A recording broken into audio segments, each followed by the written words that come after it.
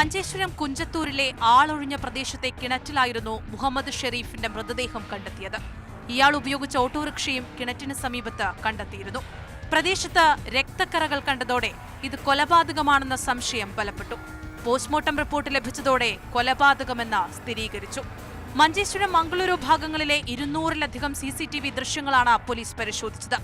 അങ്ങനെയാണ് മഞ്ചേശ്വരം കുഞ്ചത്തൂരിലേക്ക് മുഹമ്മദ് ഷെരീഫിനെ അഭിഷേക് ഷെട്ടി ഓട്ടം വിളിച്ചു വന്നതാണെന്ന് അന്വേഷണ സംഘത്തിന് മനസ്സിലായത്.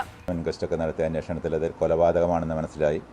തുടർന്ന് പോലീസ് പ്രത്യേക അന്വേഷണ സംഘം രൂപീകരിക്കുകയും അന്വേഷണ സംഘം കേരളത്തിലും കർണാടകത്തിലുമായി നടത്തിയ അന്വേഷണത്തിൽ പ്രതിയെക്കുറിച്ച് മനസ്സിലാക്കുകയും ചെയ്തു. ഈ അന്വേഷണത്തിൻ്റെ ഭാഗമായി പോലീസ് ഏകദേശം 208ഓളം CCTV ക്യാമറകൾ പരിശോധിച്ചു. ഇതുകൂടാതെ തന്നെ 5 സംഘങ്ങൾ CCTV ക്യാമറകൾ നിരീക്ഷിക്കാനും ബാക്കിയുള്ള 5 സംഘങ്ങൾ അവിടെ കർണാടകയിലും കേരളത്തിലെയും ഓട്ടോ സ്റ്റാൻഡുകൾ കേന്ദ്രീകരിച്ചാണ് അന്വേഷണം നടത്തിയത്. മംഗളൂരുവിലെ സ്വകാര്യ സ്കൂളിലെ ബസ് ഡ്രൈവറായിരുന്ന അഭിഷേക് ഷെട്ടിയും ഓട്ടോറിക്ഷ ഡ്രൈവറായ മുഹമ്മദ് ഷെരീഫും തമ്മിൽ വാഹനത്തിന് സൈഡ് നൽകുന്നതുമായി ബന്ധപ്പെട്ട തർക്കമുണ്ടായിരുന്നു. ഇതാണത്രേ കൊലപാതകത്തിലേക്ക് നയിച്ചത്. ഇങ്ങനെയാണ് പ്രതി പോലീസിനോട് വെളിപ്പെടുത്തിയത്. മുഹമ്മദ് ഷെരീഫ് നൽകിയ പരാതിയിൽ അഭിഷേക് ഷെട്ടിയുടെ ജോലി നഷ്ടപ്പെട്ടതും വൈരാഗ്യം വർദ്ധിപ്പിച്ചു. ഈ പ്രതിയെ പിടികൂടാൻ വേണ്ടി കർണാടക പോലീസിൻ്റെ സഹായം ഉണ്ടായിരുന്നു. കർണാടക പോലീസിൻ്റെ സഹായത്തോടു കൂടിയാണ് പ്രതിയെ പിടികൂടിയത്. കൊലപാതകമാണെന്നറിഞ്ഞ് 48 മണിക്കൂറിനകം പോലീസിനെ ഈ പ്രതികളെ കണ്ടെത്താൻ ആയി.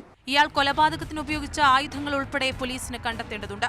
അഭിഷേക് ഷെട്ടിയെ വിശദമായി ചോദ്യം ചെയ്താൽ മാത്രമേ ഈ കൊലപാതകവുമായി ബന്ധപ്പെട്ട കൂടുതൽ പേർക്ക് പങ്കുണ്ടോ എന്ന കാര്യത്തിൽ വ്യക്തത വരികയുള്ളൂ.